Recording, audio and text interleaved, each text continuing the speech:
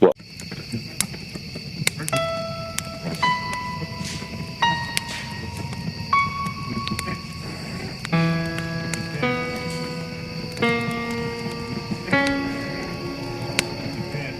Hello, everybody, and thank you for joining us tonight down at the Crossroads. I'm Sean Sellers with Jake Bell, Mr. Humphrey. We've got Rick Dees in the house tonight with us, Michael Gerback, and our producer, Michelle Sellers. So we're really excited about the show tonight. It's going to be a lot of fun. Ricky. Got a lot of different topics to cover, so we're fixing to get it started. So, as always, we want to invite everybody to check out our websites at southernparanormalresearchers.org, SeanSellers.com, and our book, Chronicles of the Supernaturalist. Definitely check that out. We appreciate all the support and everybody out there. Special shouts out for WSFA, the blogs out there. We do about 2 a week, so definitely check that out. Man, Jake, how you doing tonight, man? You doing good? I'm doing good. Man, I had donuts. Yeah. Thank you, David. Mr. Humphrey brought us donuts tonight. As you know, this past Saturday night we had our book signing at the Mystical Treasures, and one of the requests that Rick kept saying is that he wanted donuts and was unable to get the donuts. We had the donuts at the house. We just didn't get it to the book signing, but Hump brought it tonight, right on cue. Indeed.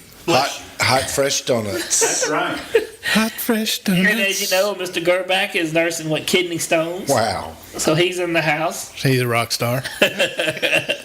Kidney stones yesterday, energy drink today. He don't care. Outlaw man. Not a single crap was given today. Not feeling no pain. No, not at all. Man, as you know, we've got some things coming up. This coming weekend, we're in Chattanooga at Chattanooga, Tennessee. It's going to be a lot of fun. Actually, Michelle and Beth Ann's are going to be up there Friday night. We'll be there Saturday afternoon. As you know, our girls basketball team finally made it to the championship game. So we're really excited about that. So as soon as our game's over at 10, we're going to take off and be to Chattanooga and get ready to speak. So I'm definitely looking forward to that. So we've got a lot of big things going on, a lot of things, investigations coming up. As you know, March 19th, we're investigating Sloss Furnace in Birmingham, Alabama. And in June 3rd and 5th, we're in Carolinas and Charlotte. And we've got some other events we're working on. And one of the things, if you notice, that we've left off is actually a MagicCon. They actually canceled a MagicCon, and they're planning on, I guess, trying to move it to 2012 in Columbus, Georgia. So that's where it's at. You know, at 2012, Columbus, Georgia, near the military bases, that might not be a bad thing. You know, you never know. Be well protected. Wow. Seems like a good spot for it. I love it. Man, well, Jake, what do you think about a MagicCon being canceled? I think it's a smart move. I think they're recognizing, hey, we're going to have to really come back from last year, and we're going to need some extra time to plan and get a correct venue. Because as you saw last year, the venues didn't really work out too well for them. Yeah. It was kind of distracting, honestly, to have it in the McWayne Center. Because it was like paranormal stuff. Ooh, there's a crazy weird rope thing. You know what I mean? As you saw, like, Rick, were you there when these two were tearing through the McWayne Center? No. Well, if you have a very low attention span, it's not good. We was just as distracted as Gerback was when he found out they had a bar at the Go-Kart Heaven. Absolutely. It was over. Wow. The wheels came off, They had bars around every corner. They did. That's true. Good times. Good times. So, but you know what? I guess it is a good move. I know. You know what? You just got to see what happens. In Columbus, Georgia, would be a good spot. So if they need us, we'll be there and definitely make it happen as always. But we've got some other projects we're working on, so we'll definitely kind of get that rolling. I'm going to give some shout outs to Parker and Sloan Entertainment, Chuck Parker. We appreciate you and everything you do for us. All the SPR team members, just everybody out there. Hump, you got any shout outs, brother? Yes, I do. I want to thank everybody that's on the Down at the Crossroads Radio Facebook page. Thank you for promoting the show. Thank you for adding friends. Thank you for sending emails. And also thank you for going to the guest book, www.SeanSellers.com. And as you know, Sean, I haven't told the rest of you, but I have a major announcement. It's a big announcement. I love it. Jenny and I have been watching this grow. We've been nurturing it. We're finally ready to announce it. She's pregnant.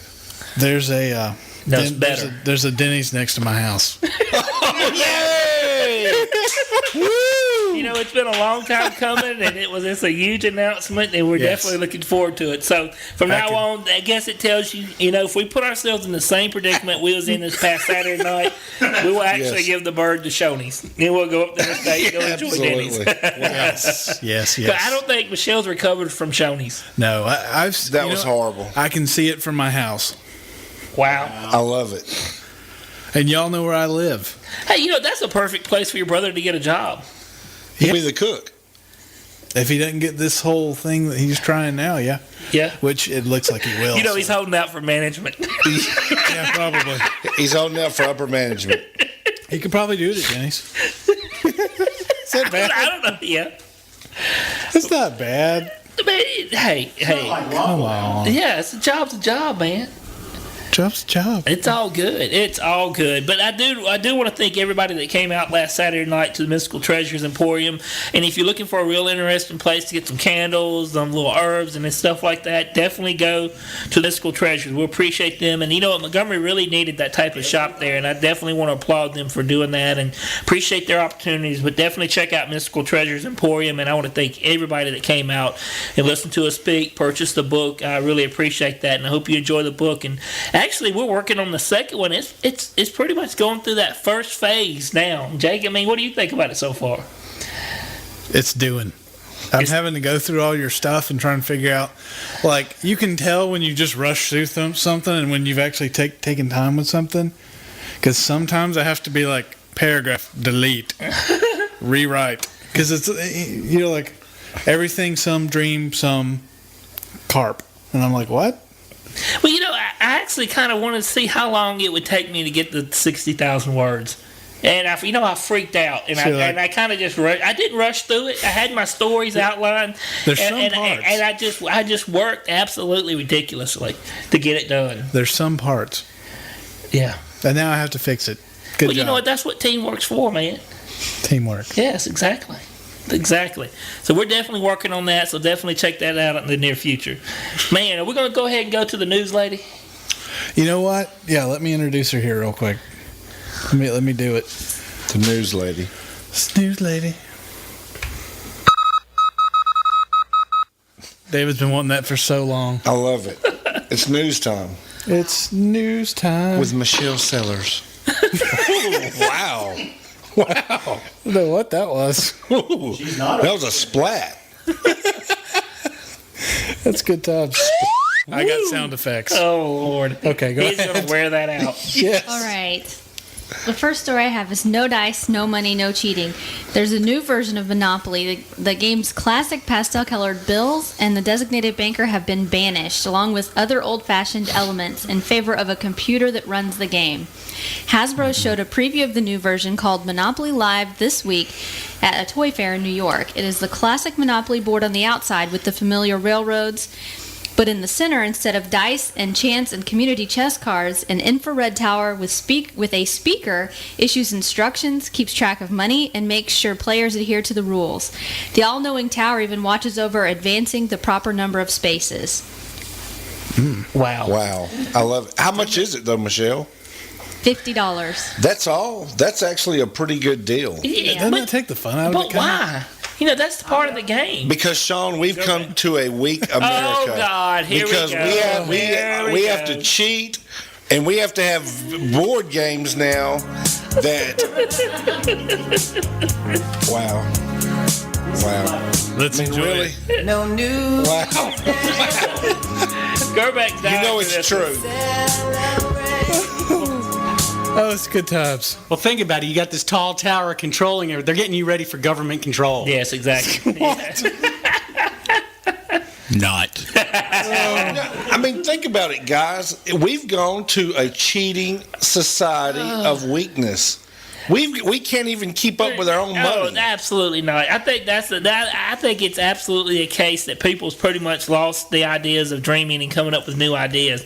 We lost a lot of the good old-fashioned American ingenuity and inventing new things, and they're done with it. So they have to come back with old things that works and try to change it. I really would like to see new stuff come out. These old games are old games, and they're special, and that's the way they should be. But I don't think I'll be playing the new Monopoly. Yeah, I agree. I mean, I think the interest has really just moved on to different things. Like, for instance, look at all the creative Facebook games out. Yeah. You know, board games have kind of not really happened. I mean, you can get them on the Wii, so most people are just doing that, and they're funner usually. That's what they say. Funner. They're more, they're more funner. That's actually their whole reason for designing it this way.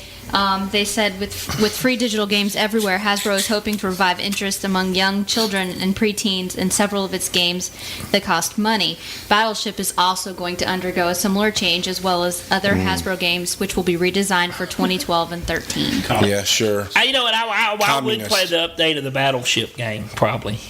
They probably needs a little work into it. Whatever. Whatever. I mean, the old one was strategy, though, Sean. It was a thinking game. We had to think as kids. All right, David, let me ask you something. Honestly. How many times have you played either of those two games? I know for a fact. I mean, we play Monopoly some. I bet you can count on both hands how many times you played both games. That's true. Probably 3. But it doesn't matter, guys. It's principle, right? It is principle. They're taking the counting money out. Think about it. Who They're counts taking. money now? The game company is taking the money out of the game, guys. Well, you're not going to have to count money because they're getting ready to chip us. It'll all be on debit cards. They actually do have a debit card monopoly. Oh, really? come on. Oh, wow. Do you get Yes. food stamps and stuff? Wow. Food stamp monopoly. I don't know about The that. first of the month, you get a bonus. Hey, you know what? That's something to get mad about. I'm infuriated. I can feel for you with the food stamps and stuff when you work hard and you got your kids and you're in line and you're trying to put in your mind, about your groceries for the week, and these people come up there with 2 buggy loads. It happened just the And other they night, graze Sean. down. I called you afterwards. I'm in there trying to decide to get diapers and the milk and the stuff we need. And you're trying to think, I've got just enough to get until next Friday. We got to take care of some things at the house. And then I look up and there's 2 buggies of just ribeyes. I mean, 2 buggies of just nothing but meat. And they just swiped their ABT card and they got brand new clothes on, brand new Nike shoes, and I'm just get infuriated with it. I still bleed red, white, and blue. Oh God. Doesn't Oh God. can't you use food stamps for cigarettes? You know what? I hope not. You can't? I really hope not. I really hope not. Don't get me fired up, Jake. Did they used to be able to do that? Go back to No. and say something. He's okay. Yeah, you can't use them for cigarettes, tobacco. You can't even get energy drinks with food stamps. Yeah. With your with that food card. That's going to be in the next life game, I think. Yeah. You're going to add on welfare and food stamps in the game of life. But the No. but the point is now who's really the sucker though? The working people. Are we really? Because you know what, we got values that's really important, and it comes down to us just staying focused to what we have. We can get mad about it and bring ourselves on certain levels, but it's really important to stay focused at the task at hand. But it is frustrating. But hold on, I'm with you on that, Sean. I'm 100% behind you. But there's families out there that actually need it, that actually go and use it and buy the bread, the milk, the stuff for their children that actually need it. But there's almost 75% of the people that get it abuse it. They cheat to get it. They lie. They deceive. Let me ask you something. You talk about, L.A. Missoula. It's been on our show numerous times. He talks about the Great Deception. Absolutely. And he's talked about, and a lot of people has talked about what's to come in the near future. We've talked about the government conspiracies and all this stuff. This stuff's true. And the mark of the beast. I know. Would you be willing to get in line for free food, all this stuff, to have the mark of the beast? No.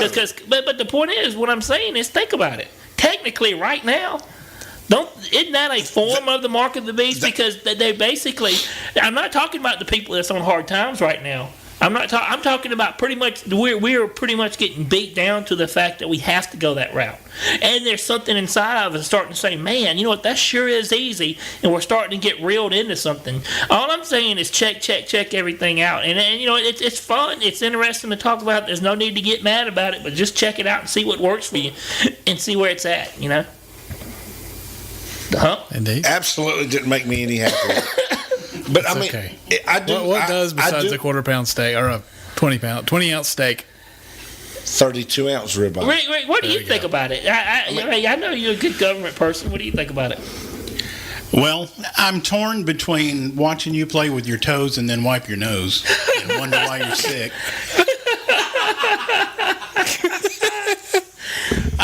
I don't know. It's... Thank you. Yeah. No, keep your seats, please. Yeah. It's been a long time. Call him my Twitty. What was the question? What do you think about all this? What? I don't know. Okay. I think that there is probably a grain of truth in there somewhere.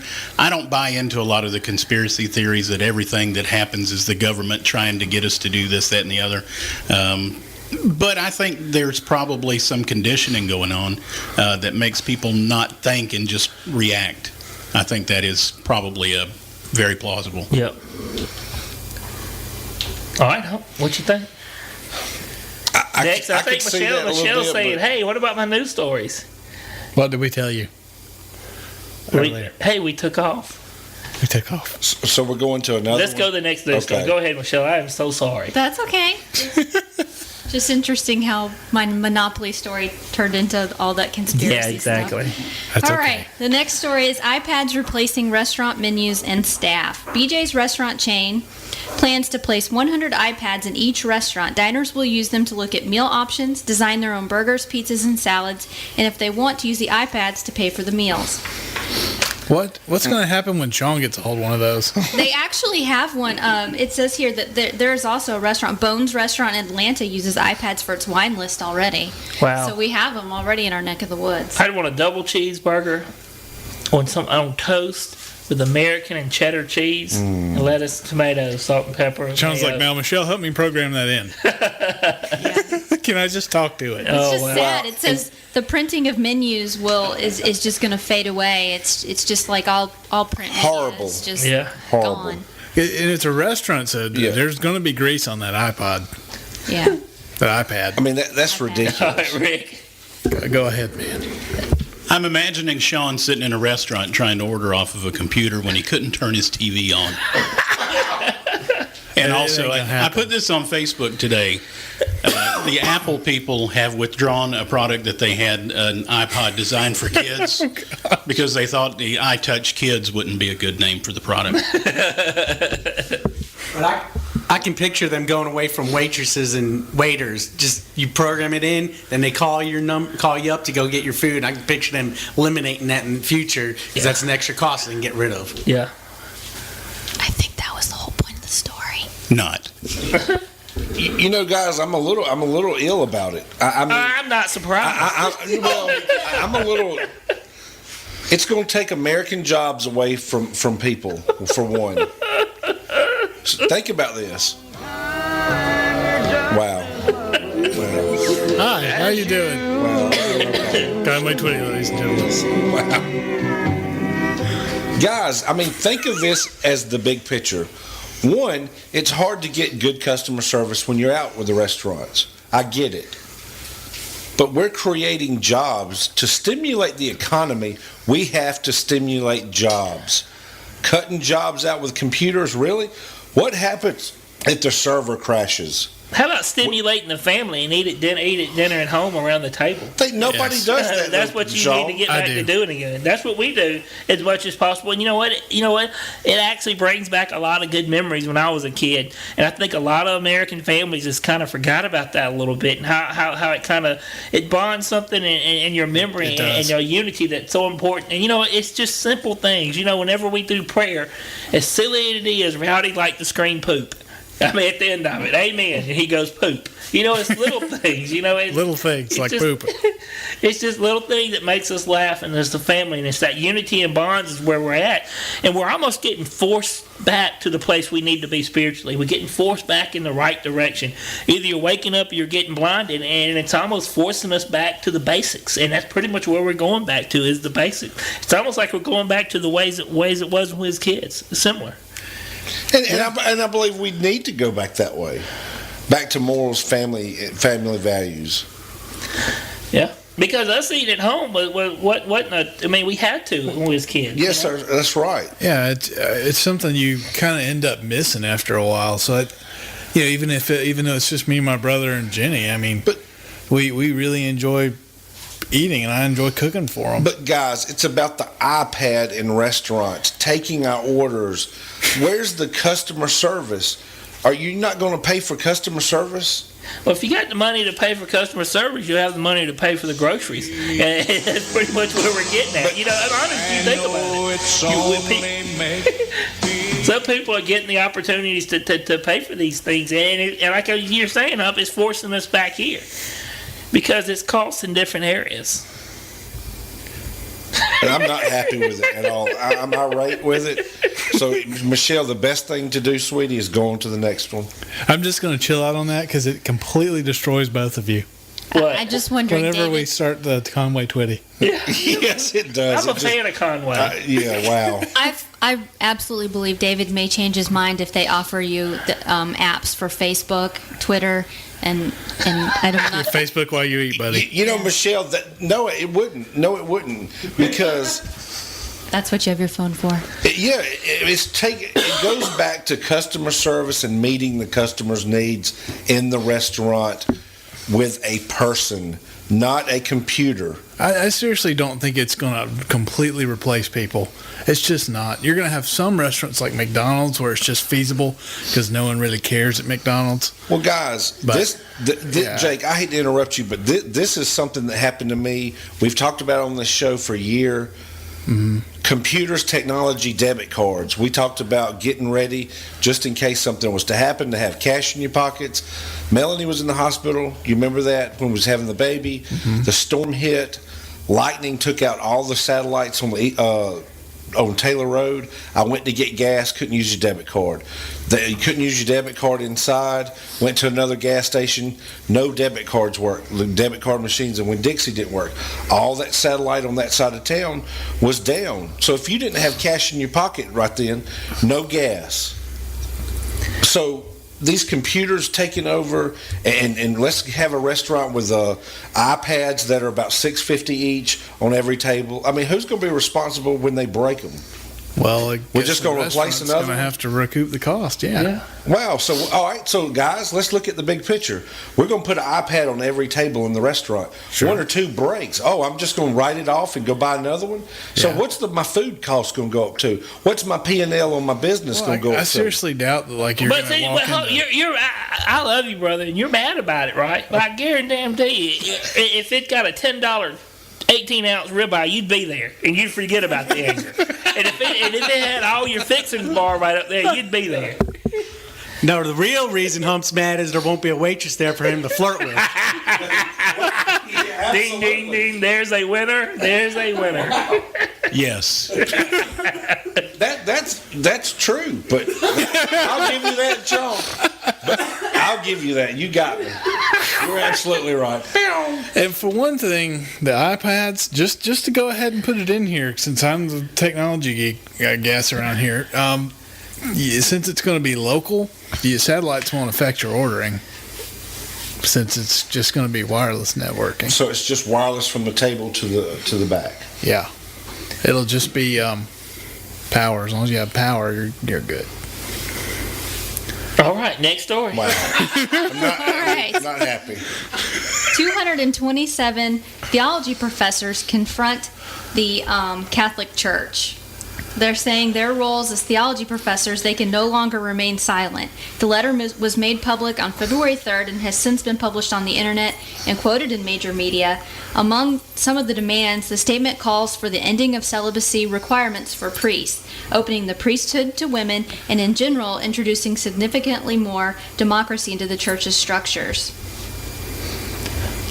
Wow. I've heard about this for a while. It's kind of tradition versus your just sort of becoming modernized and keeping up with the times. I'm kind of that opinion. I think it should be a choice to be celibate, to take your vows of celibacy as a priest. But I'm also Protestant, so.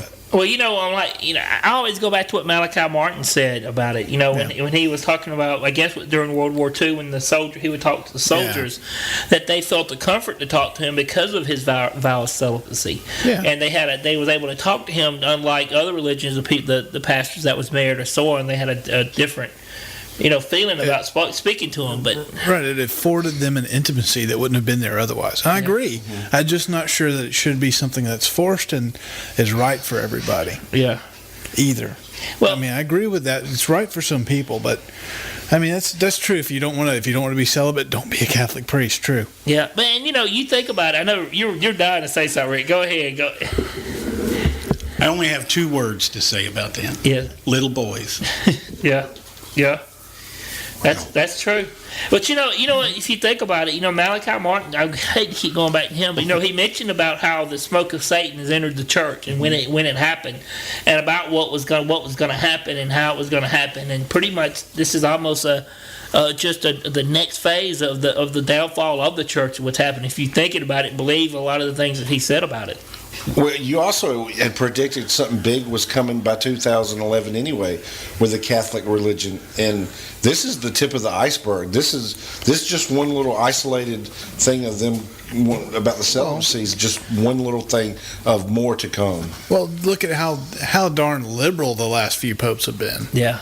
I mean, they've taken major changes in the church, and I mean, for them to stop now, I don't see it. I mean, and think about the murder that happened in the Vatican recently. The guy with the Swiss Guard, right? Yeah. Who I think killed his wife or someone. I can't remember right off the top of my head, but. And then there was the guy that was close to the Pope involved in the homosexual sex ring. Yeah. So I mean, something's going on there. I mean, that's a lot of people are looking at that, and it's not very comforting. Because I mean, it is the biggest church in the world. Yeah. But it's just some of the things to come. You just sit down and watch how all these things unfold and trust yourself. That's a really good story and interesting. Mm-hmm. Michelle, good job tonight. Thank you. All right. Good job, Michelle. That's it.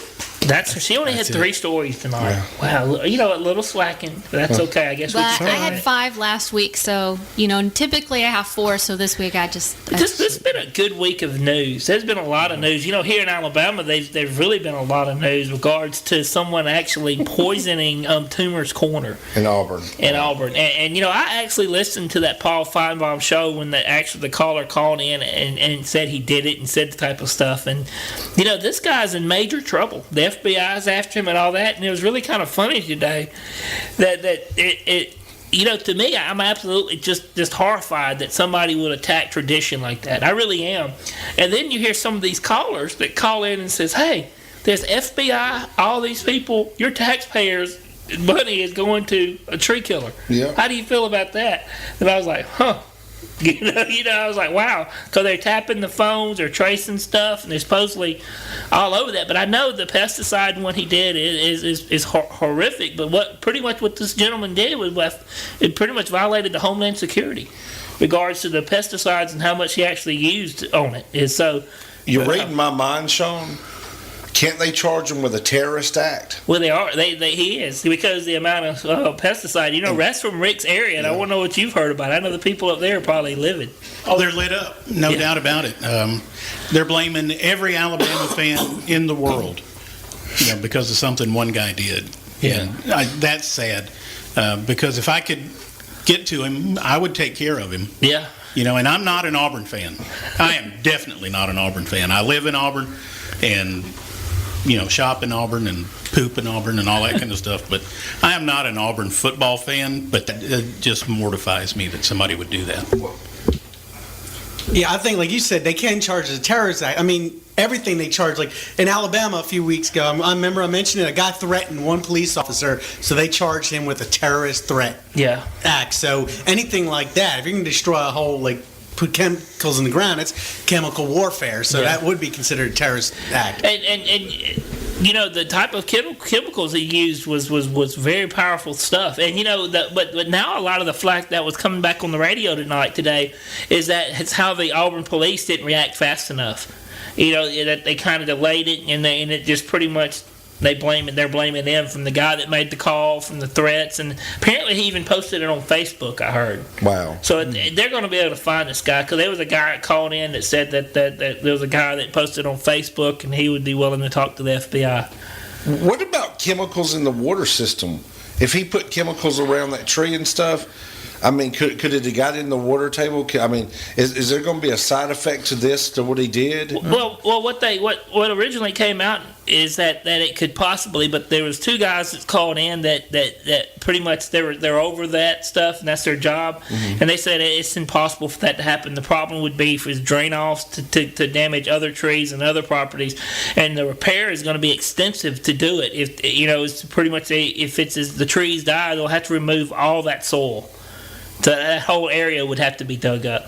And really, as long as you don't have a busted line or a pipe or nothing like that, the water system is going to be fine. It's just the amount of the drain off and the effects that it's had from the water running.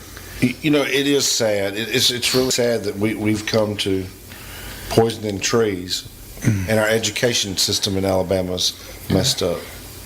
Can you explain something to me, though? Sure. If supposedly all these dead birds and fish have been poisoned by the U.S. government officials are coming forward and saying that they, that this is something that they've issued the birds as pests or whatever, how come they're allowed to poison birds and they just fall all over the place and it's not a terrorist act, but one guy poisons a tree and it's a terrorist act?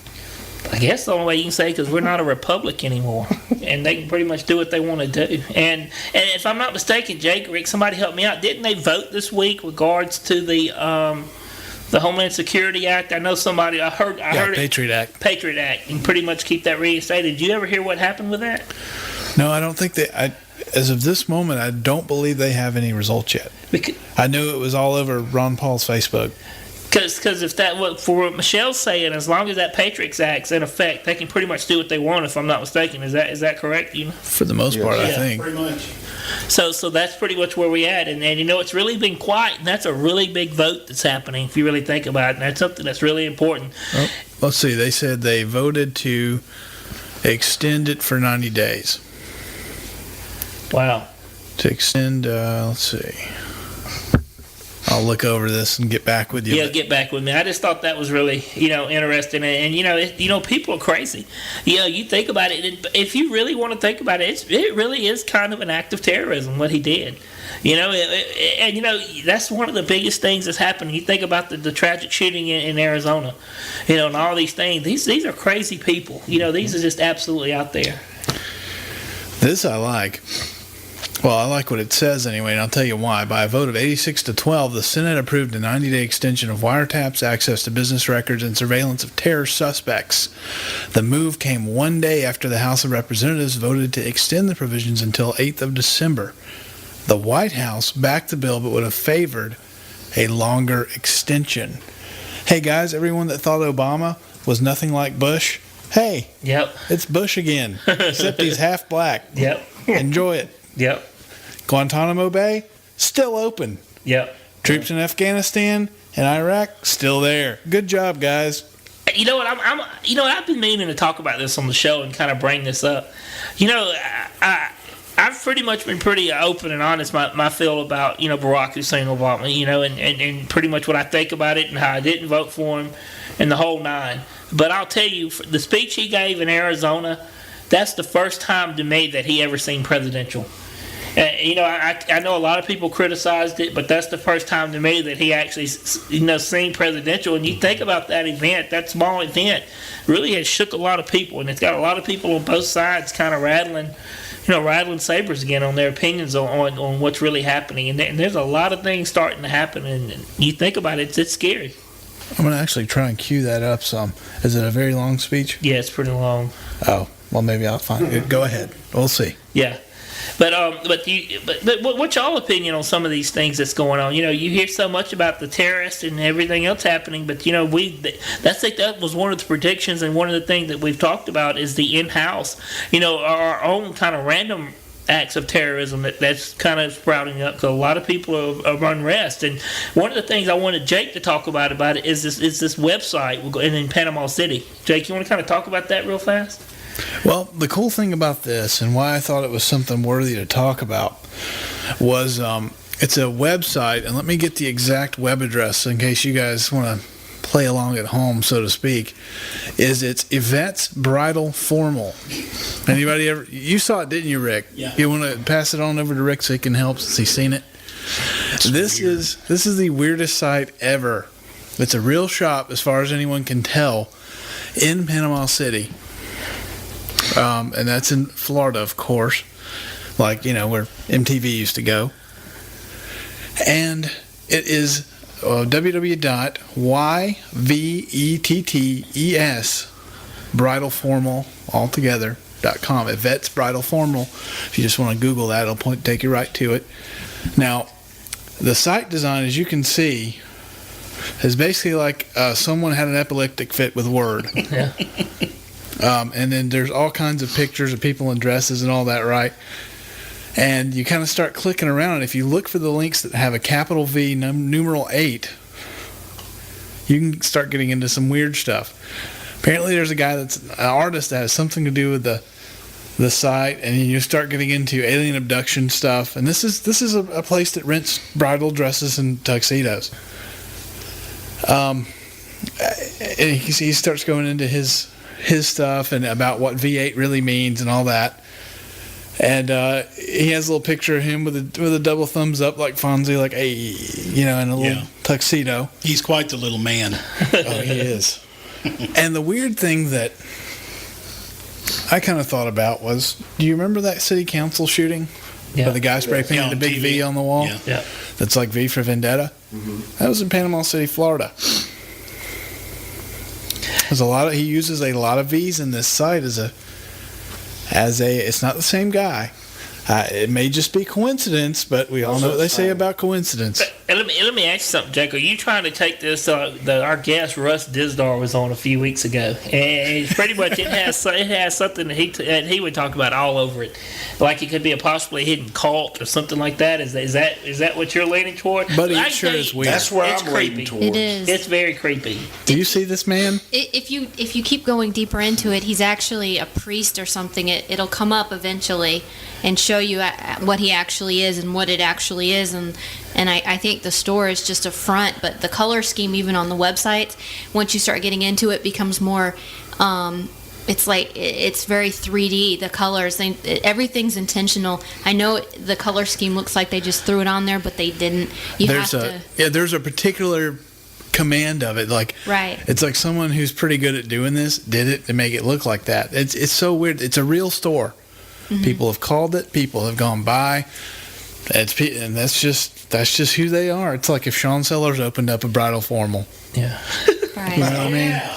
There's pictures of him. Sean and I actually checked the website out, and we got to the pictures of him and where it was talking about who he is, and it has like a little biography when you realize he's a priest of some sort, and he's actually wearing a white bed sheet standing in a river or some type of water, and we kind of had to giggle at it. And you have to find this picture, because just if anybody out there ever gets the inkling to stand in water with a bed sheet, don't use a fitted one.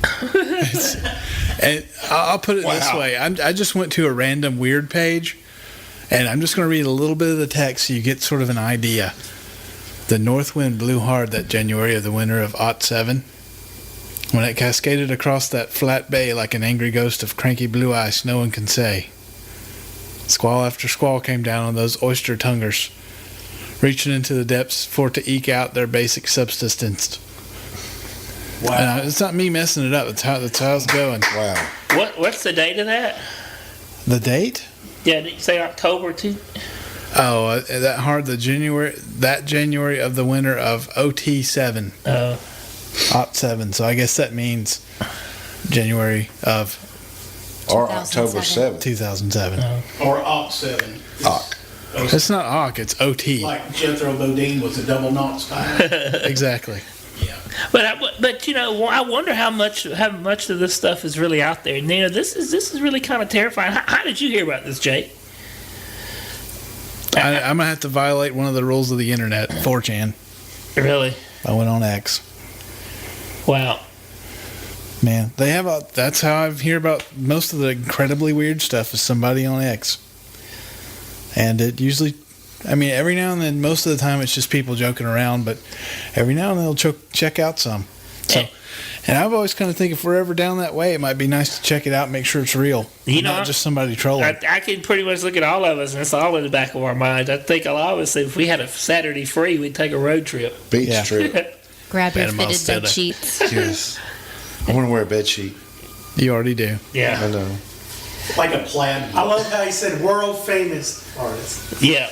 World famous. So everyone actually did somewhat check it out except for Sean and David. No, I looked at it No, with Michelle. I actually looked at it. We went It's to it just together. too weird for me. It's you have to have patience to actually dig into it. That's where it killed me right there with patience. Yeah, Get a you have sketch for to. like $3, I think. But you know what? There's one on there for I think for 25 million, Really? something like that. It's something ridiculous. I mean, Wow. the world's out of control, guys. Well, but you know what? Nothing Well, surprising. whoever did this is very smart. They're very organized, and it makes you wonder about the occult and about what's really going on. You know, and that's to me that's a Underground perfect sign. campaigns, terrorist cells, Or they're all in the completely States. insane. Yeah. They're all going on right here, right up under us. It almost reminds me of sort of a form of autism, that website. Almost. It's just I don't know. But with what we know, it does make you look at it in a different light. That's for sure.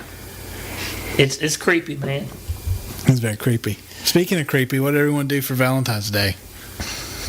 Well, you know You what? were sick. I had a really romantic Valentine. We actually had a girls' basketball game, Yes. and That did not sound right. oh yeah, that's right. You know, my girls had to play a basketball game. After we won the basketball game, and then we all went to Country's Barbecue. Was it good? It was very good. Really? Yeah. So we went there, and that was our Valentine's. It was very nice. Wasn't Michelle sick for most of it? Yeah, Wow. she wasn't able to eat.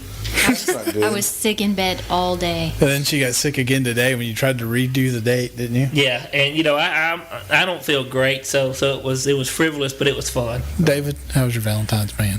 horrible. One, I don't like Valentine's.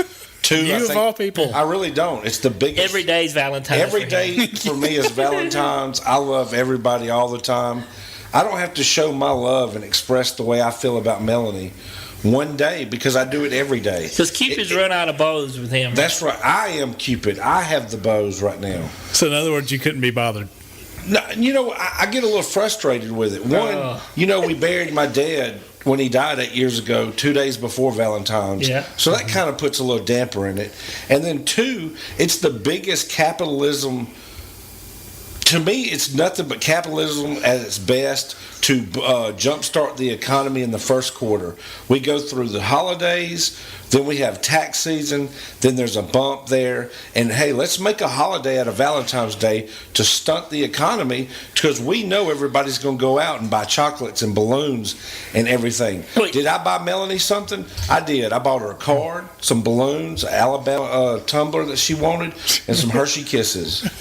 You know, I didn't spend a lot on her, but here's the thing. You know, I tell her I love her every day. I tell all my friends I love y'all every day. But, I mean, to show somebody that you have to love them, that you have to go out there and buy all this stuff, ridiculous to me. What about people that are out there looking for love? But- Don't you think that hurts their feelings and makes them a little sad that day and depressed? Well, you know what I think about the Valentine's. If you really want to think about it and put it like in perspective with our show, you know, the greatest vibration you can have in this field doing this dark work is that love vibration.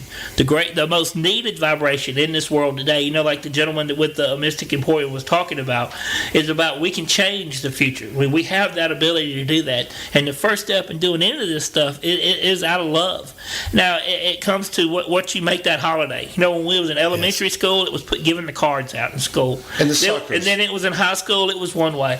Then it was when you was dating and so on, and then like me, all my marriages, the boom, boom, boom. You know, it becomes repetitive. But it also comes down to a point where you really have to spiritually ask yourself, now how can I relate this to me? It's not about all this stuff. It's about love. If we're getting back to that vibration of love, and that's important. And it's not about loving your partner. It's about loving your children and your family, and it's getting in touch with that tune that you need that a lot of us forget about. And I think that's important that you ask everybody so much that sends us emails and we talk to, ask about what's wrong with me, what do I need to do to get on my path. You got to find love in something. Love in what you're doing. Get that vibration. Get in touch with that. And I think that holiday, if you really want to put it in perspective the right way, that would be the best way to do it. Well, what bothers me, though, and you're absolutely right, and it's funny, it started off at Sunday when I had a talk with you. Yeah. To start, like, for me individually, to seeing that truth and to realizing the different things that I have that's going on for me. Yeah. And then it rolled on into Monday. But me and you both just said it, holiday. Yeah. They're actually wanting to make Valentine's a national holiday. Why not? For another off day for the state. All right, so I guess we see. I'm a state worker. I guess we see that Hope spent Valentine's angry. Yes. For no reason. Absolutely. Just to be mad. Jake, what did you do? Man, my take on Valentine's Day is I think it's a day where you're supposed to spend thinking about how you can make someone else you love happy. It doesn't matter if you spend 10 cents or $1,000 or 1,000, whatever. My brain is awesome. Wow. Anyway, Wow. I thought about it. I got Jenny some chocolates. I got a decent bottle of wine, cooked a good meal, made chicken Alfredo, and spent it as a family. Yep. Well, that's what you're supposed to do, but you're right. You do that for your wife all the time, though, Jake, because you love her. But it can't be about your wife, not for you. You have kids. It can't be you. That's the point that a lot of people are misconstruing. They're forgetting about family. Yeah, You've got to get back to family. We're not kids anymore. And I know for the past, I've missed that a lot. And I've turned into such a weirdo, I guess you'd say, where I put everything in perspective. I try to now. And you pretty much have to do what we do. And it comes back to family. To me, what was so beautiful about my Thanksgiving? There was no other place in the world I'd have rather been was right there in Country's Barbecue with my family. For Thanksgiving? For Thanksgiving. I heard you. You're For Valentine's. Okay. Yes, Michael Burnettism's all over the place. We're struggling now. It's okay. Wow. I wandered around Hump. Hump has been the biggest Valentine tool, and I think he's actually perspective how much money he spent over the years. Yes. Because I'm sitting here thinking about how mad you are, and I'm having flashbacks when you used to come into junior high school with all these balloons, all these roses. I remember your first Valentine's with your first wife when you was out of school and you came into the high school with all these balloons, flowers. It's just complete tool. I would like to know how much money you think you spent over all the years. All jokes aside, probably about $7,000. I remember one Valentine's that Hump and I actually double dated. Yes. And he cooked. He bought him a silk shirt. Yeah. The lady showed up late, and we drank Purple Passion, and Hump got sick and threw up all over I got and mad. ruined his silk shirt. Yeah. That's good times on Valentine's. Yeah. Because I can cook pretty good. Yeah. Rick, what about you? What do you think about Valentine's? What did you do? Well, I did my Valentine shopping at the Emerald Mountain Blow and Go the other night while I was waiting for you guys to show up. And I spent my Valentine's evening, as I do every Monday evening, in deep meditation watching wrestling. And that's a gas station where he got his gift, by the way. Yeah. Michael Gerback, what did you do on Valentine's? Oh boy, Slept. he was Wow. prepping up for a good kidney stone Tuesday. That's what he was doing. I mean, you're right, Drinking all kinds of Gatorade. It's just things are changing. It's changing every year, though. Yeah, we're getting old too, though. You have to take it about your age and about us getting old. We're not kids anymore, and no matter how much it is, it's about your partner, but it's also about your family. And it's also about where you're going. And I'm telling everybody, the key to what you're doing is getting back to the basics and getting back to your family.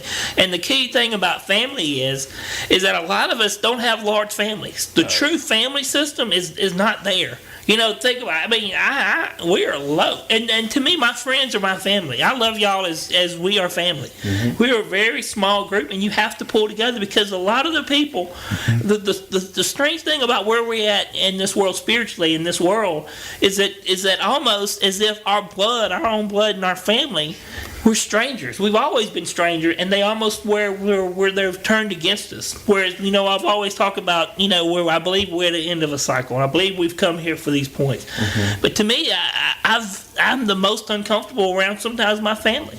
That I'm never around anymore. I don't see them, but I'm more comfortable with you all. It's just very small. My mother and us, and that's pretty much true. What we have is it's very small. Too comfortable. And it's been that way. That's why I can wear these shorts, no underwear, and pick my toes and just be comfortable with you all. And that's what it's all about. Mike can roll a booger for 30 minutes and then wipe it on your cat. Poor old Hunt can have belly issues and just pretty much leave my house. Like a year. Yes.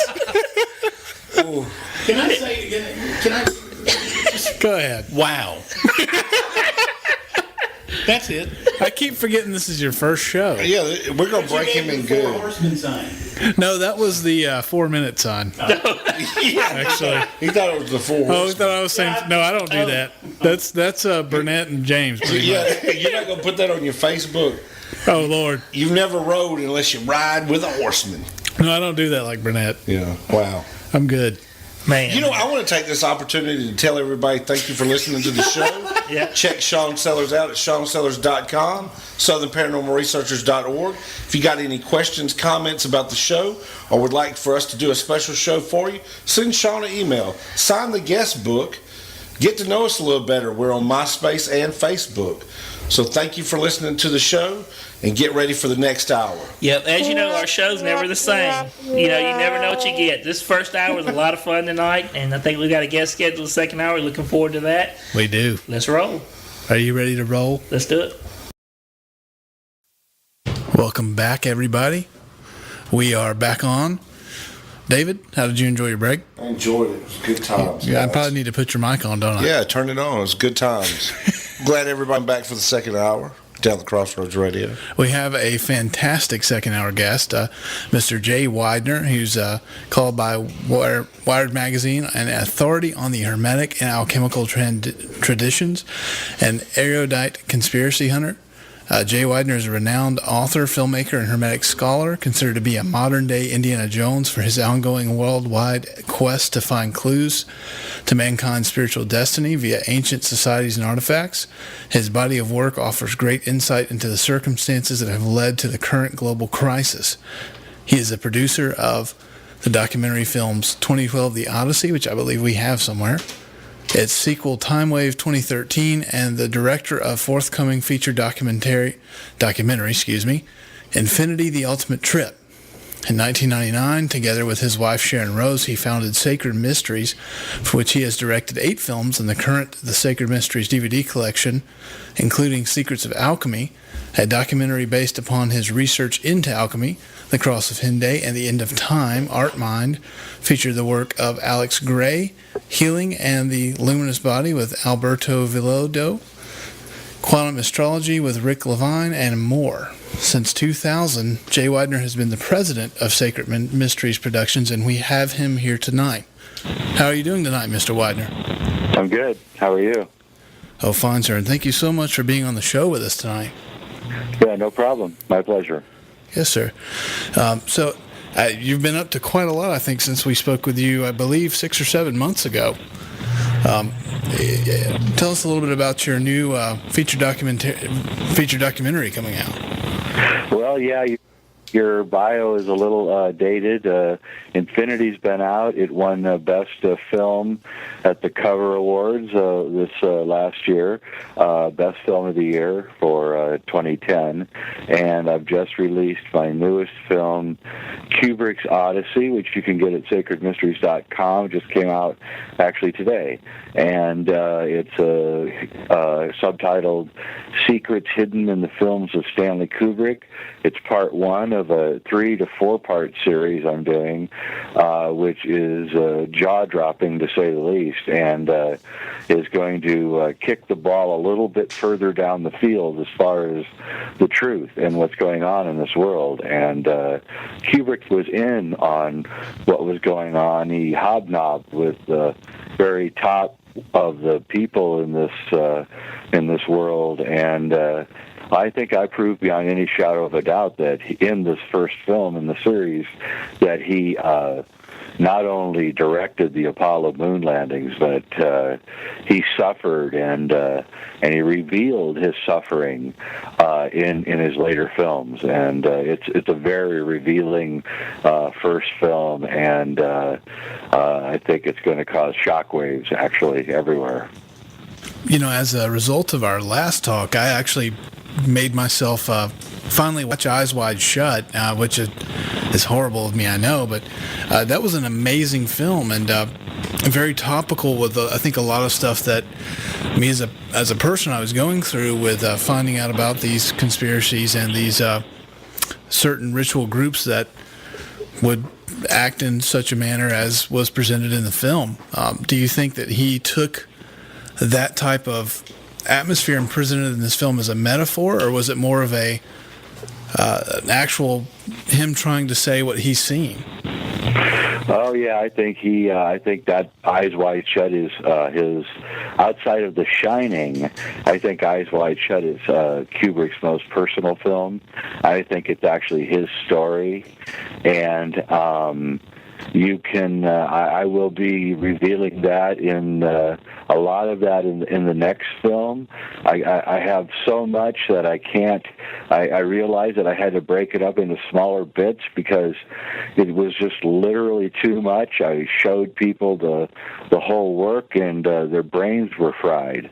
And so now I've broken it up into smaller portions so that you can absorb it one step at a time. But definitely Eyes Wide Shut, I think, actually the events in Eyes Wide Shut happened to Kubrick. I think he was accepted into a group of people, and he didn't really quite know what he was getting into. He was young and probably a little bit sexually promiscuous, and thought it was going to be a lot of fun.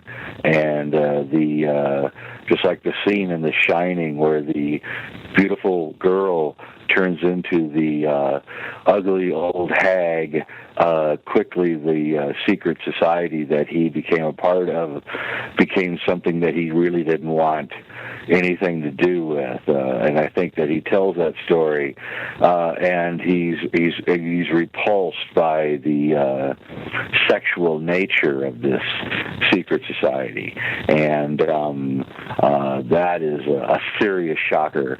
But I'm saving that for the next one because I wanted to get the Apollo and the Shining and all of the Kubrick doing the Apollo landings. I wanted to get all that out first so that we could get to the real meat of the matter. And so it's going to be a great series of films. And what Kubrick did was he placed time bombs inside his films that when you unscrew them, they blow up. And when they blow up, it's obvious what they are saying, and everybody's got the movies, or everybody can rent the movies, and so suddenly once the truth is revealed behind the veneer of his films, the truth of what this world really is becomes apparent, and that's what the whole mission of this series of films is going to do. Kubrick put things in the films that would be unlocked later after he died because it was too dangerous to say it while he was alive in any overt way. So he put them in a covert way and left them there for someone to unlock, and I just happened to be fortunate enough to be the person who somehow started the process to unlock the secrets. I think you had to have certain kinds of skills in order to do it. You had to know a lot about alchemy.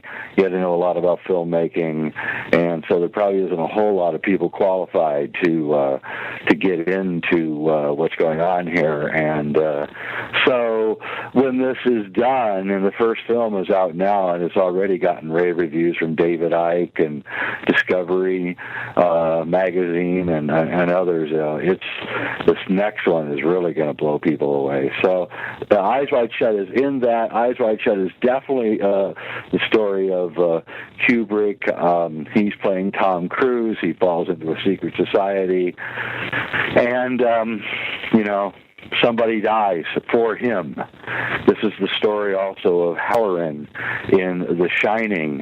He changed the character in The Shining in the book, saves Danny and his mom from Jack Torrance, who's played by Jack Nicholson. But in the movie, Halloran is killed by Jack Torrance as soon as he comes to the hotel because somebody had to die, apparently, it looks like, that Kubrick knew, that Kubrick entrusted, that Kubrick had told that he was doing the moon landing at the same time he was making 2001: A Space Odyssey. And that person died because Kubrick told him, and I think that death, and I don't know who this person is, but that person's death haunted Kubrick all the way to the end of his days. Yes, sir. And you can see a lot of that theme in Kubrick's film. I when you say it makes a lot of sense, especially with Eyes Wide Shut. And if I'm not mistaken, wasn't Eyes Wide Shut his last film? Well, he was. He died 4 days after showing it to the Warner Brothers executives, who were very upset with the film, and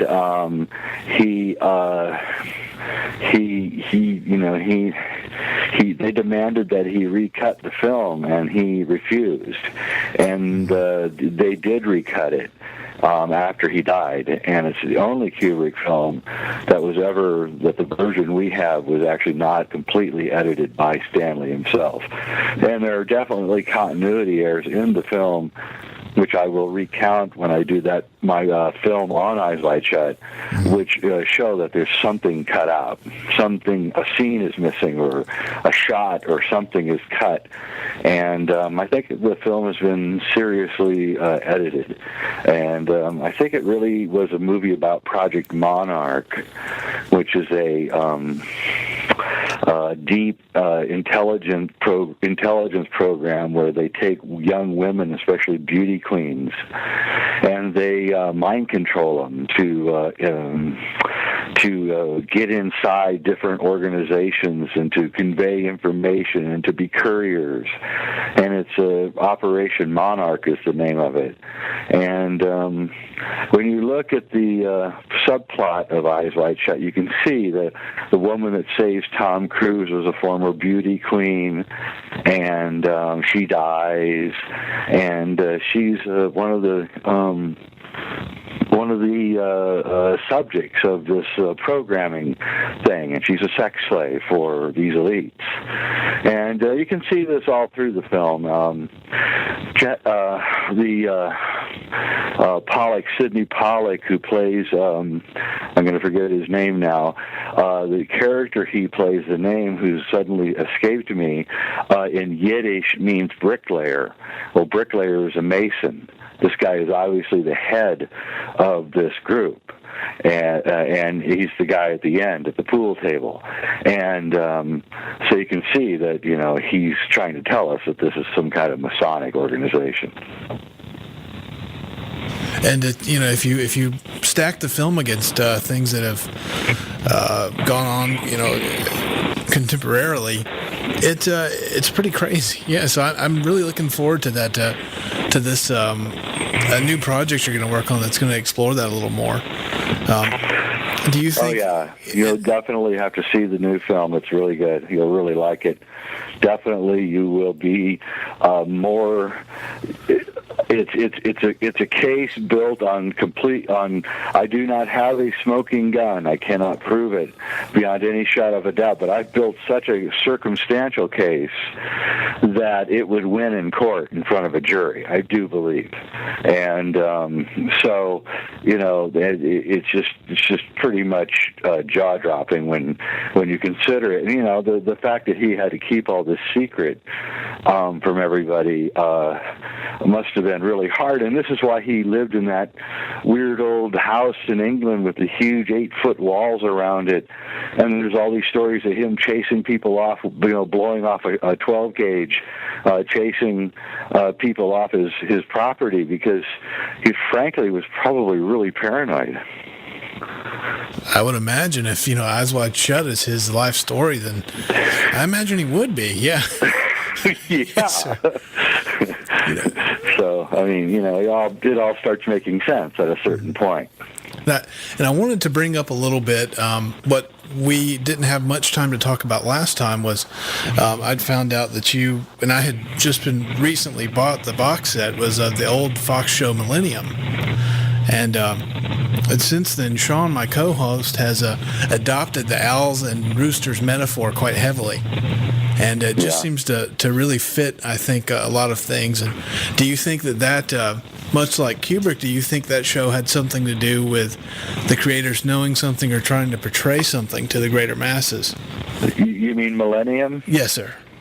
Yeah, well, at least that second season, which is has to go down as probably one of the greatest seasons of a show ever in television history. That second season, I could watch that probably over and over. There isn't a bad show in the second season, and if you start looking at what Chris Carter's doing in that second season, he's really letting cat out of the bag.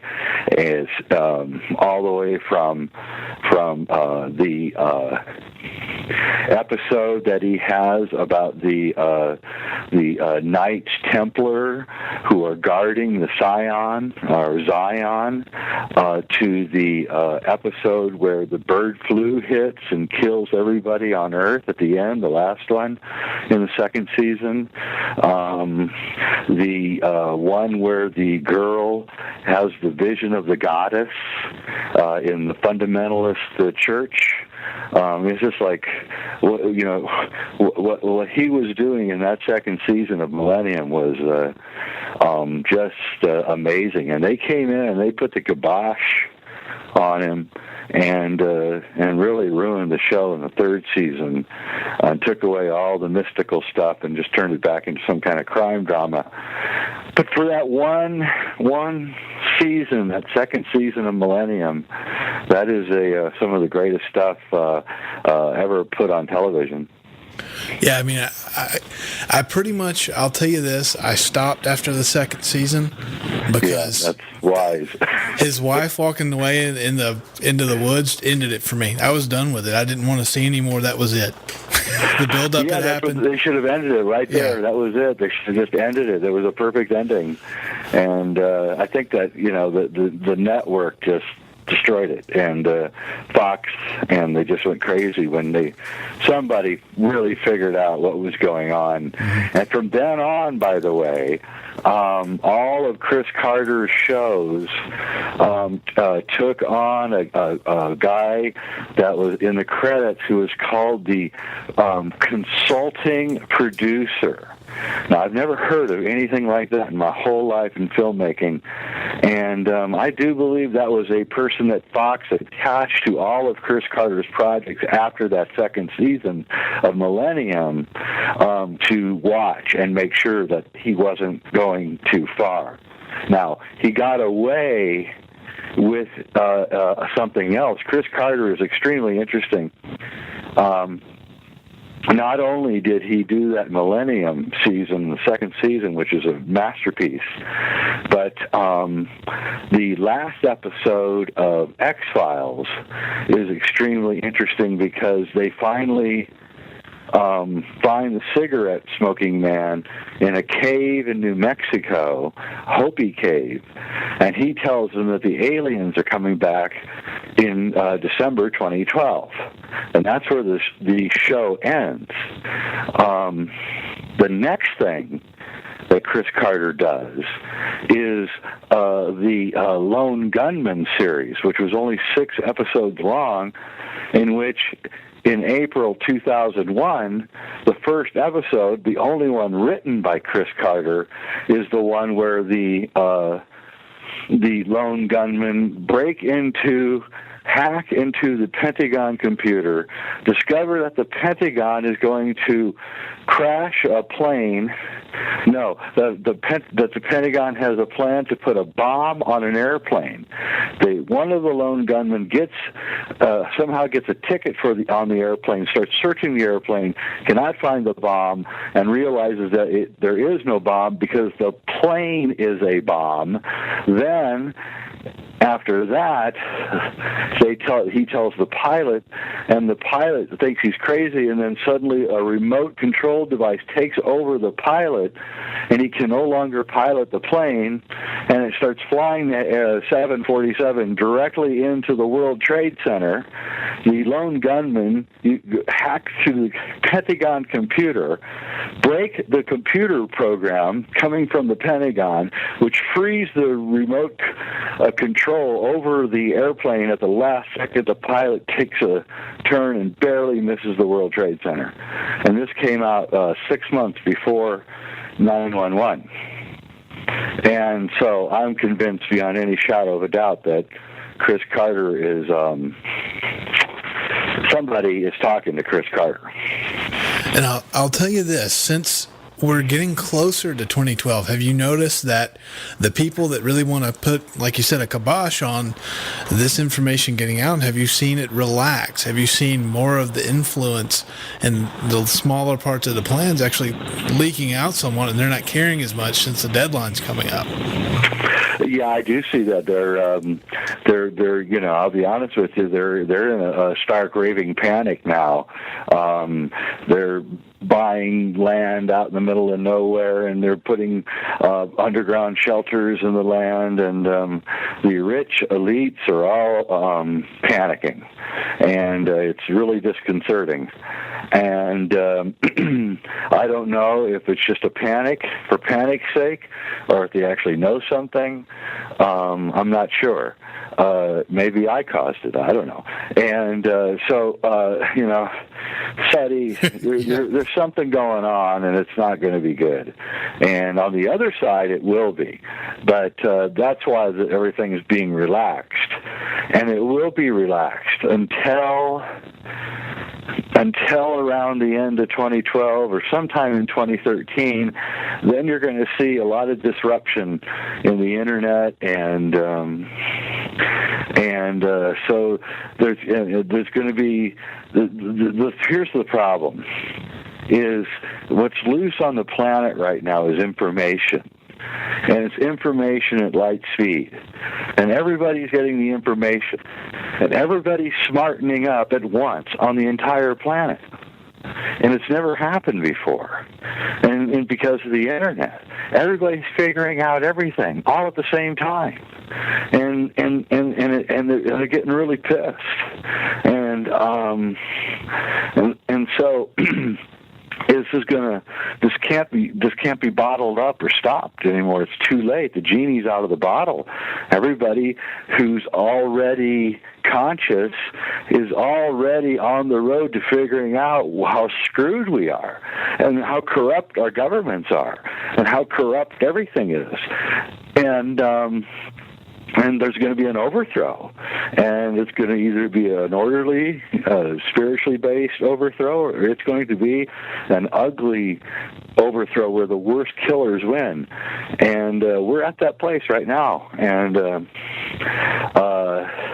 this is it. We're there's no backing off. It's here, and we're just teetering on the edge of it, and they're doing everything they can to avert it because the politicians are a bunch of pansies, and they don't want anything to happen on their watch. So they just keep borrowing from the future to stop whatever horror is going to happen, and this is increasing the inevitable horror. and so we're just going to collapse and topple over, and because there's going to be nothing left, no infrastructure, anything. The roads are going to rot away. Delivery systems are going to end. Gas. I've heard insiders tell me that oil is going to hit. Gas is going to hit $11 a gallon, possibly by fall. There's disruptions in every single place. The order that kept the economy going was all built on dictators and on militaries, and that we now are exposing all of them to everyone. They can't keep their crimes bottled up in anymore, and so this whole thing is going to reach a point of just absolute ultimate chaos, and everybody should be getting ready for that right now. I'm telling you, get ready. Everybody should be, I don't know, buying a lot of dried foods and get some seeds and get together with your friends and start growing some gardens and getting near a water supply. Start thinking about where you're going to get water. Those kinds of things. Yes, sir. I tend to, assuming it'd be a widespread sort of apocalyptic scenario. I've always kind of taken this view of it. I guess as far as a positive view goes, if you've got to die at any point in time in history, assuming there's an afterlife, wouldn't you have bragging rights if you've died in the apocalypse? That's an old Irish adage, may you be alive at the end of the world. Well, it's not going to be the apocalypse. It's going to be the apocalypse for some people, but it's not going to be the apocalypse for other people. Right. And those are the only ones I want to talk to. I'm not interested in the ones that are going to have the apocalypse. Right. Because out of this is finally a chance to make something that's a little better. And that's where we need to be focusing, because the world that's crumbling wasn't really worth saving anyway. Right. I think that a lot of times, and we saw this just with the economy, the government is willing for us to rather have a really, really kind of crappy 10 years than, say, a really horrible short few years. They're willing right. to extend it so that everything's kind of and it's not on their watch. The That's big right. stuff. They just keep extending it out into some distant future, and it's like a coming to a point, right? And pretty soon we're going to slam into the wall at the edge of the point, and that's where we're so close right now that it's amazing to watch it. I tell you, it's 2011. Here we are. And everything is just about right on schedule, and it's anybody's game. Anybody can win. What we have to do now is we have to win there's a global. The first time in human history, there's a global discussion, but it's really more like a global argument about who we are, and what we want, and where we want to go. And, it's all fractured and everybody's screaming and yelling, and we just have to keep talking calmly about a real future, one that's viable, one that doesn't involve fascist technocracies and video cameras and everybody being watched, and it's a more semi-rural life of community and food and love and music and things that are tangible, things that aren't hard to get, things that don't cost a lot. And that's really the more tangible, viable place that I think we need to start making in our minds so that we can move into that physically. By creating it in the dream time first, we can then create the society that we want. And I don't think we're going to find it through any kind of revolution or armed struggle. I don't think any of that's going to work. And it's just foolish. You know, they're so big and so strong that they'll just slap you down in a split moment. There's no way you're going to fight against them. So there's no point in it. You have to Aikido them. They're big and they're strong, so you have to move out of the way as they wave a punch at you until they tire out and just topple of their own exhaustion. And that's where we are. And so sort of like a Muhammad Ali, you know, rope-a-dope. And we have to keep doing that until they tire out, and then we can create a better society based on some spiritual values that are meaningful. Yes, sir. And we were actually talking about this on the first hour, that one of the positive things of everything becoming more expensive, especially with the housing market, is it's forcing people to come together as a family where they haven't had to before. You know, Exactly. Instead of the son buying a house and moving away, the daughter buying a house and moving away, the parents buying a house in Florida and having two houses, everyone's coming together in one house now, and you're a family unit whether you like it or not, because you have to be. That's right, and we're going to find that we're going to be a lot happier than the world that we had before. You know, my family is completely fractured. Every single person is in another city. I don't think we've ever even been together once every 8 or 9 years, even for a few days, unless someone dies and there's a funeral.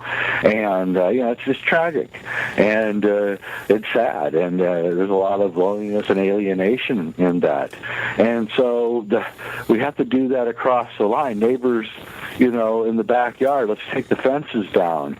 Let's start building some gardens in those backyards.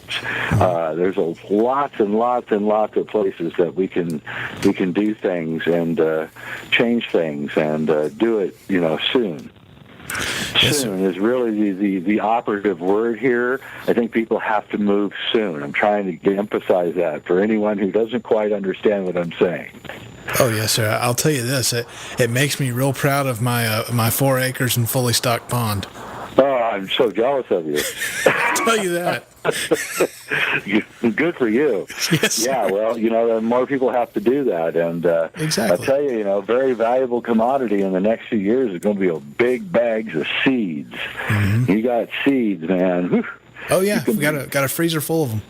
I mean, my family, for some reason, my dad's always said this, and we've always been prepared. I mean, my parents had to take other jobs in other cities, and what they did was just kept the land that we live on, and they've rented apartments so that we'll always have a nice space in the country where we know everybody and have those resources. Well, that's a very, very intelligent thing to do. Most people are not as intelligent as your parents, and they don't realize it, but you really do need to have some place out in the country, and you need to know how to do things, and really my generation, which is the baby boomers and the Gen Xers below, we're really the first 2 generations that don't know how to feed ourselves. And my dad used a horse plow, for instance, when he was 10 years old. So, you know, we're so far away from knowing how to do anything that can save us that it's almost like a perfect storm is coming, and it's just gonna wash away the idiots. And it's like almost nature's way of cleansing out the people who weren't smart enough to survive. It's amazing. It's shocking, and it's going to be shocking. I don't know how old you guys are, but you're probably young enough to be able to ascertain in, say, 25 years how many people have died. And that will be in the next 25 years, as there's going to be a lot of purging going on for the people who are on the edge and are not taking care of business. It really makes you wonder why our government has been so big on creating such a nanny state. Well, they're trying to get rid of us. So China is telling all their people to buy as much silver and gold as they possibly can. Our government's not doing anything, not saying anything to us about anything, not telling us about anything. They want us to fail. They're depriving California of the farmers of all the water, and they're all going out of business in the most fertile farmland in the entire North America, and it's just sitting fallow, and it's dying, and it is a tragic shame beyond anything I've ever seen, and the men are becoming feminized, and they don't even know that their primary responsibility is to protect their families, and I just don't know. People have to take care of two. There's two things you have to take care of as the coming years come, and one is your physical life. You have to take care of yourself. You have to find a way to make sure you're fed, your family is fed, and then you have to take care of your spiritual life, because if you don't, you're not going to be balanced enough to be able to survive what's about to happen. This is it. This is the big game. This is the thing we've kind of all been waiting for a long time. And it's a good thing. It sounds horrible, but it's a good thing. And we just have to change the way we look at it. It's a great opportunity, and we're going to start getting listened to. And we can lead the way to some place that's viable, instead of the false economy, the false governments, the false corporations, the false media. Everything is just one big, huge fake out. And it's just really time to say goodbye to all of that. Yes, sir. And if you look, and I think you agree with me, that there are blatant signs from people who know what to look for of what's going on. And one of my favorite examples, it would have to be the murals that were up at the Denver airport. Oh, my God, yeah. Yeah, well, that Denver airport, that thing's just getting weirder and weirder. There's now an Anubis statue that's right near the southern end where the Freemason plaque sits. There's a horse, a gigantic, like 40-foot high horse with flaming red eyes, which greets you as you drive into the airport. It's like, oh, that's just what I want my kids to see before they get on an airplane, There's a monster horse coming at you. And that place is just a big, huge... you see, they have to tell us, there's a group that knows what's going on, and they have taken an oath, and one of the oaths is that they have to tell us. They can't keep this coming crisis, this periodic thing, they can't keep it a secret. So they have to tell us. But the oath doesn't tell them how they have to tell us. So they choose oblique methods and symbolic methods to reveal it. And the Denver airport is a perfect example. So is Notre Dame Cathedral. So is the Georgia Guidestones. These are all left behind by this group of Freemasons, and they're all done on purpose. And I've tracked most of these things down over the last 20, 25 years, and I'm pretty much convinced that there is just one group behind all of it. And I would absolutely agree. And like we were referring to earlier, there's factions, I think, within the same group. You have your owls and you have your roosters, people that really agree with that oath, people that want to adhere to that oath and tell people. Then you have the people that want to keep it quiet and don't care about the oath, I think. Yeah, and that's the owls. The owls say, okay, you can tell them, but you can't, put it down literally. You have to tell them with a picture. All right, so then they go to the artist and they say, okay, we want a picture of all all these extinct animals, and we want a white kid in a coffin, we want a Native American woman in a coffin, and we want an African kid in a coffin, and we want the forest behind all the extinct animals, and I guess humans, hint, hint. We want the forest to be burning in the worst forest fire you can paint, and then the guy paints it, and then all of a sudden you look at it and you realize that, this is an extinction mural, and it's all about extinction, and apparently there's 3 races targeted for extinction according to the mural, clearly stating that it's going to be the white race, the black race, and the Native American, I guess, the Latino populations. I'm like going, okay, so is there any race left out of this?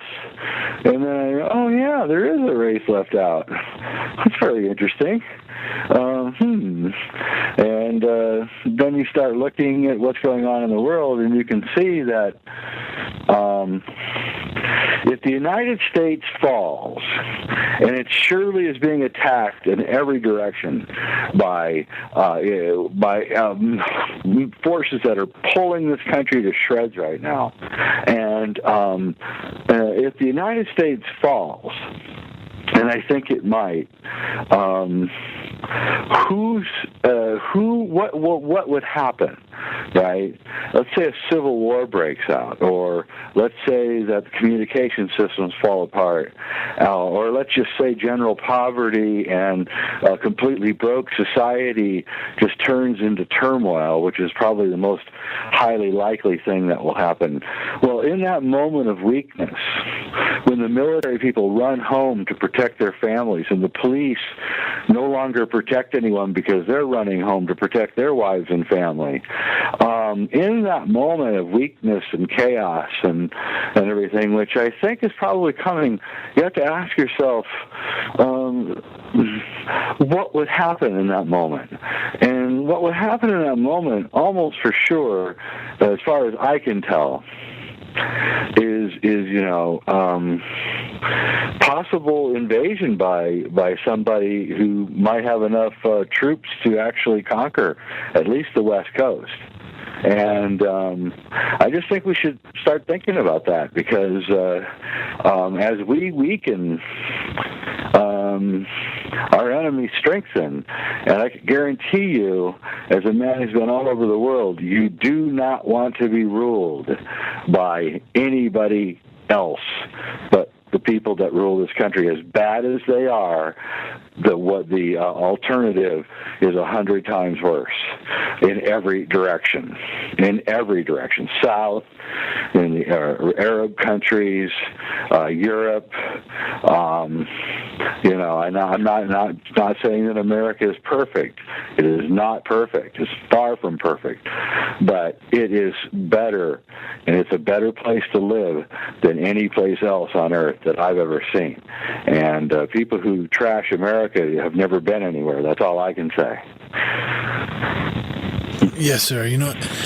I've seen that, and I think personally, just based on my experiences with this, is I think that a lot of the people that are involved with these type of groups and this type of, the type of, I guess, occult things that we've been talking about, are unaware of the deep knowledge, or at least the bottom rungs are unaware of the deep knowledge that is actually permeating our culture right now. I think that this point right now, with it being so close, they're very, very alarmed that as much people know as much as they do.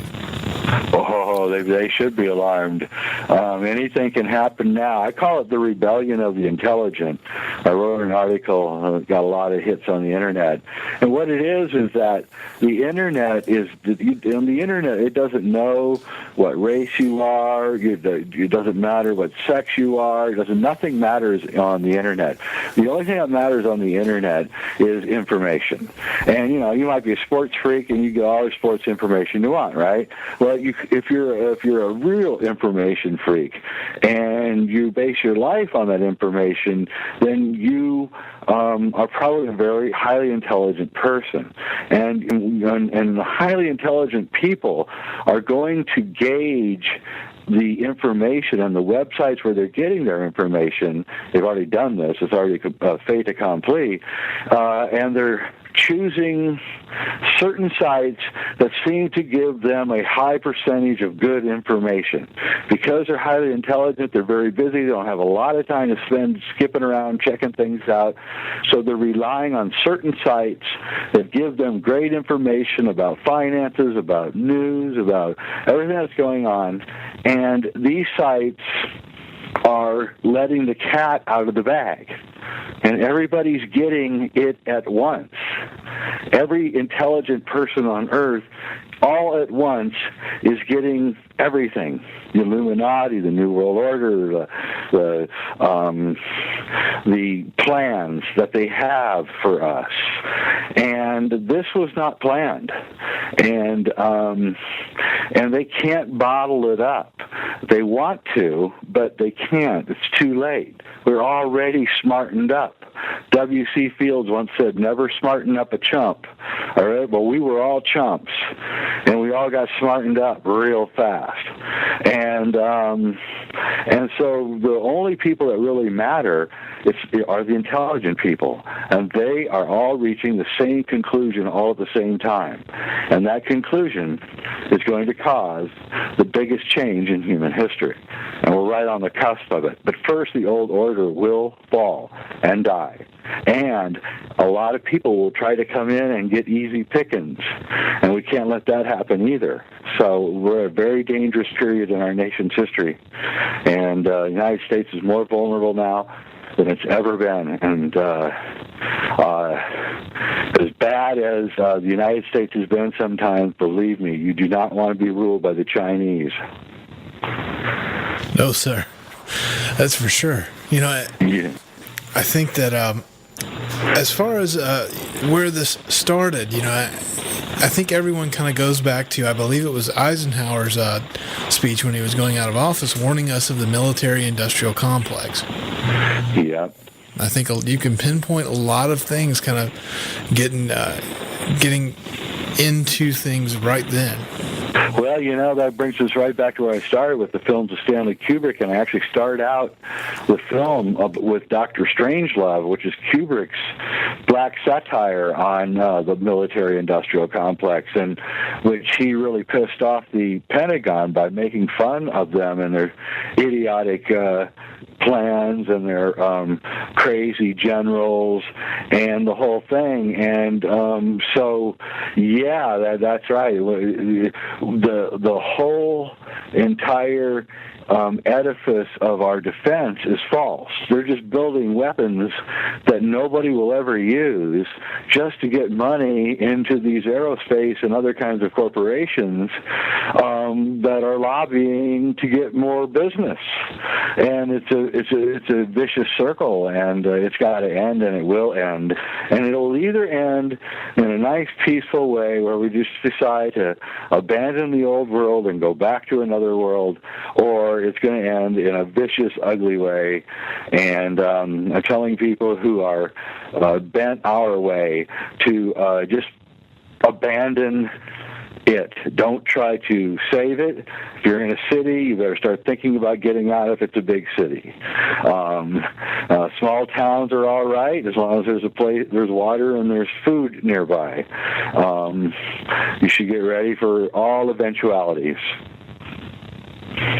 Yes, sir. And it's fast coming upon us, the top of the hour. And before we have to end the show, I'd like to give a chance for everyone to know where they can get your DVDs and get, I believe, the book you've got, Cross of Henday, a few other things.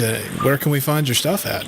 Yeah, well, I got two sites. One is my site, which is jweidner.com, JAYWEIDNER.com, which has got all my free articles and lots of very, very interesting things that I talk about. And then you can go to the place where my films are, which is sacredmysteries.com, and that has my new film about Stanley Kubrick, Kubrick's Odyssey, Secrets Hidden in the Films of Stanley Kubrick, and also my other film, the award-winning Infinity, The Ultimate Trip, Journey Beyond Death, which is a really good film about life after death and teaching us how we don't have to be afraid so that we can face what's coming without fear, because they depend on us to be afraid, and I'm determined to make sure that we are not afraid when the thing that's coming comes. Yes, sir. And I want to thank you so much for donating a portion of your time here with us tonight. You're a fantastic guest as always, and you have a great night, sir. You too. Have a good life. Bye. Bye. Well, everyone, that was our guest, Mr. Jay Weidner. David, did you have a good time tonight? Absolutely. He was a great guest. I'm glad we had him back on the show. Pink shirt working out for you? Yes, it is. It's pretty. Because I'm pretty. Everybody kind of abandoned me. Sean went to bed because Sean's not feeling good. He's a big old sissy. Well, we got to get him well. He's got a long week. Basketball, and he's going to be in Chattanooga. It's going to be a great event this weekend, Chattanooga, Tennessee. Yeah. If you're in the area, stop by. Indeed, and you can see Sean be sick and speak. That's right. And you'll be there, Michelle. I believe Beth Ann, Mike's going.